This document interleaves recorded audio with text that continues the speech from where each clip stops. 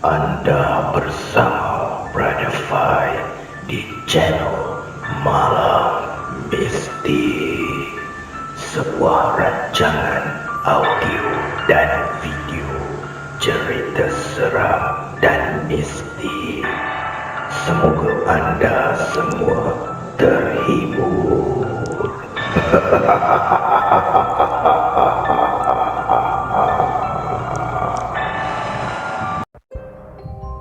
Apa khabar para pendengar Malam Mistik? Pada malam ini, Brother Fai akan kongsikan kepada anda kisah yang datangnya daripada Ustaz Aidil Bakar.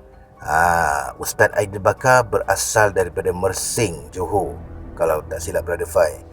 Beliau adalah seorang perawat daripada Johor, dan beliau merawat pesakit-pesakit yang mempunyai gangguan-gangguan mistik lah.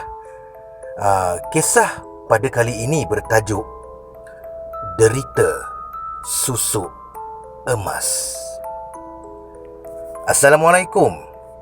Hari ini saya nak kongsikan satu kisah pengalaman saya merukiah pesakit yang memakai susuk untuk penyeri wajah. Kisah ini dalam tahun 2016 yang lalu. Dah sedia nak mendengar? Okey, saya akan teruskan, kata Ustaz Aidil Bakar. Kisahnya bermula pada waktu saya dalam perjalanan nak pulang ke rumah. Tiba-tiba ada orang call saya untuk dapatkan terapi ruqyah. Jadi saya balik dan terus ke rumah Haji Hashim. Haji Hashim ni bukan nama yang sebenar. Sampai je ke sana, saya rasa meremang leher tengkuk saya ni. Padahal saya baru je sampai depan rumah Haji Hashim. Assalamualaikum.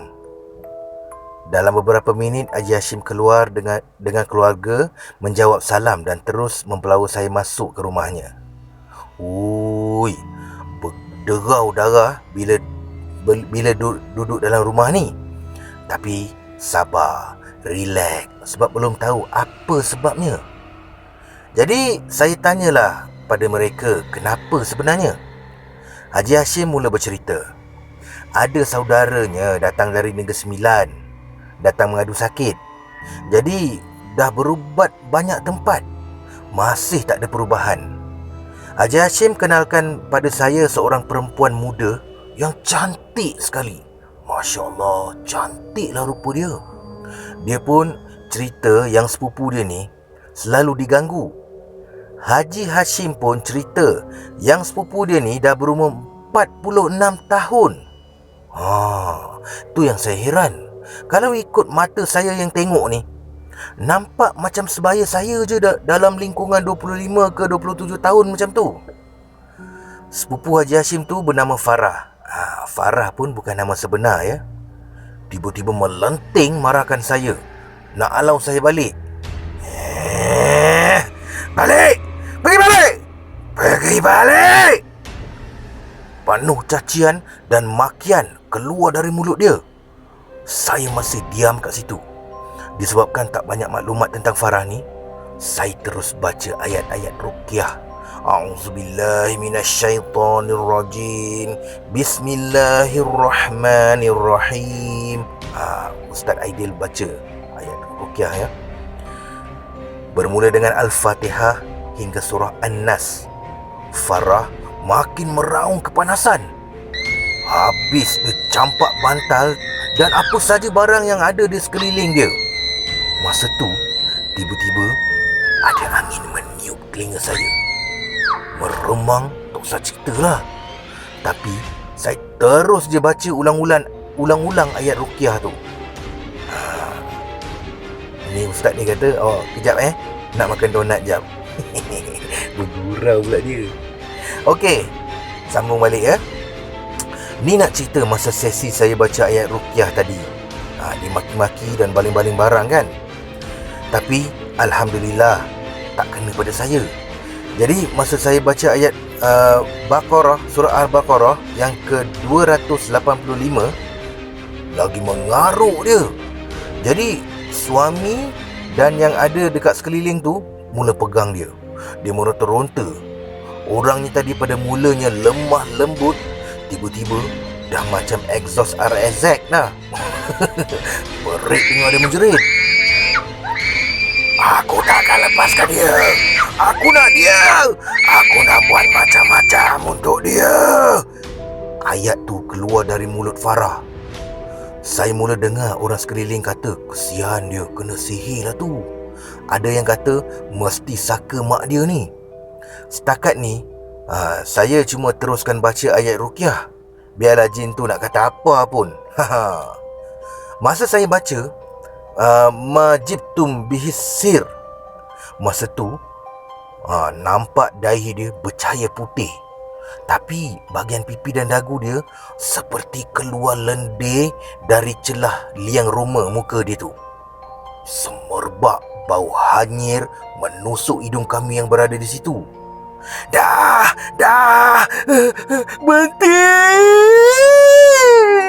berhenti baca, aku tak tahan, panas, sakit, tak tahan. Saya teruskan baca lagi kuat. Farah yang dirasuki tadi tu kan, di sebalik lendir bau busuk tu keluar lagi jarum emas. Selama saya meruqyah, tak sentuh langsung mana-mana anggota badan si pesakit ni. Farah dalam keadaan merangkak tadi jatuh banyak jarum emas ke lantai, berkilau dan bengkok. Lepas tu dia muntah. Dia muntah berat, keluar seperti cairan yang berlendir dan baunya amat busuk sekali. Dan lepas tu Farah terus pengsan. Tadi wajah yang indah dan bentuk badan menawan dah berubah seperti orang tua, seperti yang sepatutnya lah, umur 46 tahun tadi. Keluarga Haji Hashim berikan saya minuman dan berehat menunggu sepupunya sedar.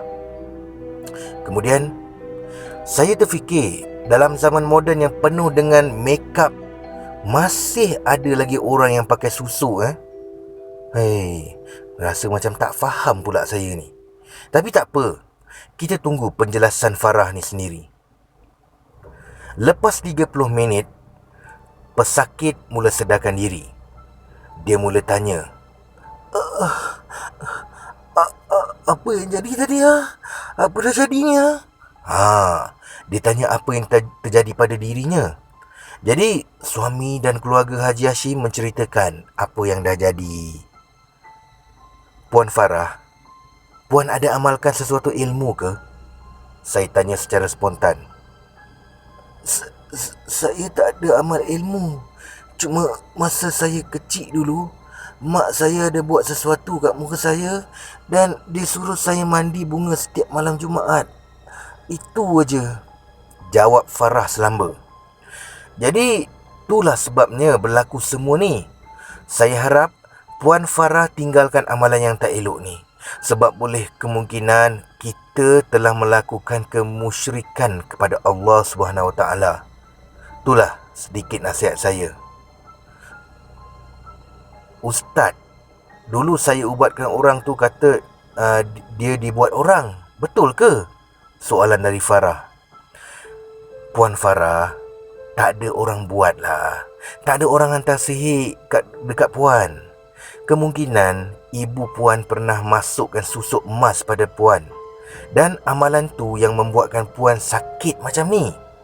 Harap puan dapat bertaubat pada Allah atas kesalahan yang puan buat, sama ada sedar atau tak sedar. Jelas Ustaz Aidil sambil bagi nasihat. Sekarang ni saya nak buat apa, Ustaz? Saya takut kalau diganggu lagi. Ni ke Ustaz jarum susuk yang ada dalam muka saya selama ni? Jawab Farah sambil menangis. Puan, saya cadangkan puan pergi mandi dan ambil wuduk dulu. Lepas tu solat taubat dan sujud syukur. Kerana Allah dah sembuhkan puan, jawab saya sambil memakan kacang yang ada atas meja tu. Makan kacang pula Ustaz Baiklah Ustaz. Sambil berlalu pergi mandi dan dia mendengar arahan saya. Okey, kita sambung lagi ya. Lepas Farah siap solat semua, saya ajarkan sedikit teknik ruqyah azkar. Kalau nak tahu kena belajar lah kan. Lepas tu saya bagi tahu amalan kita mesti tidak menyelisihi sunnah Rasulullah sallallahu alaihi wasallam. Jadi saya tanyalah apa yang sebenarnya berlaku. Puan Farah mula cerita. Saya ni Ustaz dah merata berubat. Macam-macam bomoh dan perawat handal saya jumpa. Semua kata saya ni dibuat orang. Makin sakit Ustaz. Tapi hari ini lain pula yang jadinya. Betul Ustaz, saya menderita sejak dari anak dara sehinggalah sampai hari ini. Saya selalu mimpi ulat, mimpi bayi, kena tindih, banyak lagi Ustaz. Muka ni asyik sakit aja. Bila nak solat, muka macam mendidih. Saya ingat saya sakit disihir. Suami saya pun asyik takut nak tidur dengan saya. Dia pun puas dah hantar saya pergi berubat. Hari ni barulah tahu apa kebenarannya. Tak sangka kat muka saya ni ada jarum emas. Memang saya tak tahu. Habis berlendir muka saya. Ya Allah, geli betul lah. Puan Farah, semua ni ujian Allah. Allah nak kita sabar. Tak apalah. Lepas ni, amalkan apa yang saya ajar. Nanti kita jumpa lagi. Sebab masih belum pulih sepenuhnya. Dan ingat, saya tak beri kesembuhan pada puan pun. Allah yang makbulkan doa kita hari ini. Lepas tu, saya ambil susuk emas tu, saya bakar depan rumah Haji Hashim. Subhanallah, hilang jarumnya. Tak tahulah cair ke apa. Tapi tak ada kesan langsung. Lepas tu, saya balik rumah. Bila fikir balik, tadi tu makcik tu punya lacun melecun. Hui, lawa tu. Mengalahkan anak dara. Bila lepas berubat dengan keluar jarum tu, dengan lendir tu lah sekali, berubah terus macam makcik-makcik betul. Memang dia makcik pun. Alhamdulillah, Allah bantu saya mudahkan untuk merawat orang. Semua Allah yang bagi sembuh. Okey tak cerita ni? Maaflah, saya tak pandai sangat nak bercerita. Baru-baru belajar menulis ni. Ini pengalaman yang agak pelik lah. Ada kisah lagi cerita yang saya nak kongsikan. Nanti saya akan cerita pasal saka pendekar hitam pula. Korang nak ke dengar cerita saya ni? Kalau nak, cuba komen dekat ruangan komen di bawah ya. Cakap nak lagi. Okey? Terima kasih, Brother Fai. Peace. No.